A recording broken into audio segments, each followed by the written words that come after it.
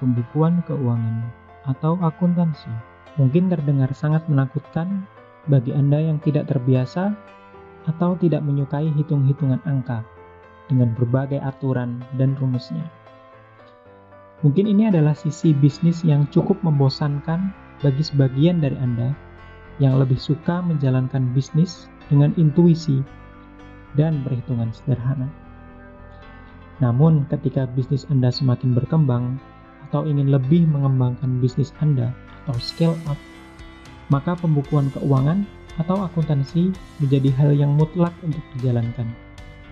Terlebih lagi jika Anda sudah dihadapkan pada kewajiban pembayaran pajak misalnya, atau perhitungan pembagian keuntungan terhadap rekanan. Menyikapi hal ini, Anda bisa saja memberikan tugas tersebut kepada orang lain. Dan jika Anda melakukan itu, maka bisa berarti Anda memberikan kontrol usaha Anda kepada orang lain. Dan ini bisa juga berarti Anda mempertaruhkan kesuksesan Anda saat ini. Oleh karena itu, melalui tutorial ini, kami akan memberikan hal-hal yang mudah perihal pembukuan dan akuntansi keuangan bisnis toko online Anda. Karena menurut kami, menjalankan pembukuan keuangan tidak sesulit dan semenakutkan yang mungkin Anda bayangkan. Jika suatu saat nanti Anda berniat mendelegasikan semua ini kepada orang lain, kepada akuntan misalnya, maka paling tidak Anda memiliki dasar untuk kontrol dan menjaga agar asisten Anda tersebut bekerja dalam koridor yang Anda inginkan, tidak menyimpang, apalagi mencoba mengelabui Anda.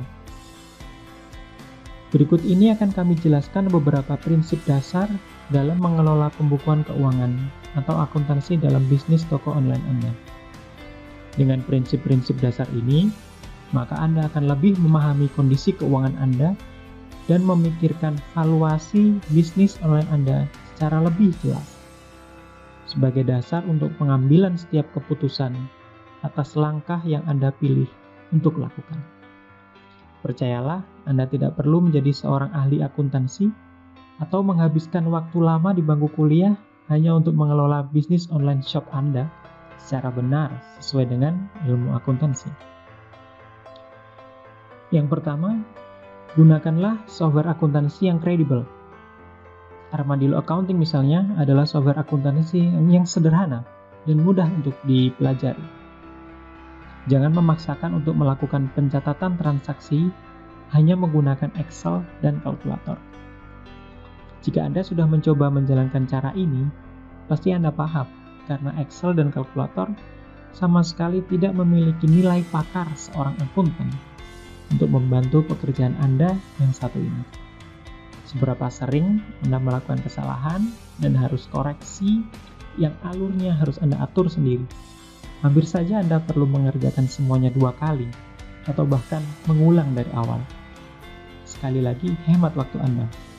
Lebih baik Anda memikirkan untuk mengembangkan bisnis Anda daripada menghabiskan waktu untuk pekerjaan yang sifatnya klerikal, yang hanya merupakan suatu rutinitas yang bisa dirasionalisasi dengan otomasi. Oleh karena itu, hindari juga menggunakan software yang hanya membantu Anda untuk membuat invoice atau nota penjualan saja. Laporan pun hanya sebatas rekap saja. Hindari hal tersebut. Anda memerlukan software yang bisa mengerjakan semuanya untuk Anda, sampai dengan laporan keuangan akhir dan laporan buku bantu untuk keperluan audit misalnya, seperti yang ada pada Armadillo Accounting.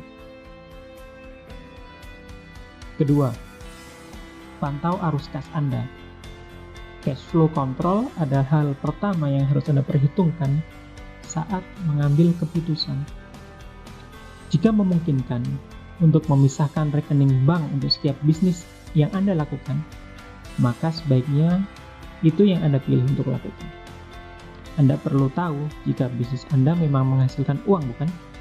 Dan cara termudah untuk melihatnya adalah dengan melihat mutasi masuk pada rekening yang merepresentasikan bisnis Anda. Maka secara kasar, jika mutasi masuk lebih besar dari mutasi keluar dalam rekening tersebut, maka sangat dimungkinkan bisnis Anda dalam kondisi yang baik-baik aja kan? Namun, Anda juga harus memperhatikan kapan terjadinya mutasi dalam rekening tersebut. Apakah ada penangguhan pembayaran oleh pelanggan, maupun oleh Anda sendiri kepada supplier misalnya. Kapan jatuh tempo pembayarannya, atau kapan penagihan harus dilakukan. Hal ini disediakan di software Armadillo tentunya sebagai modul reminder hutang dan piutang.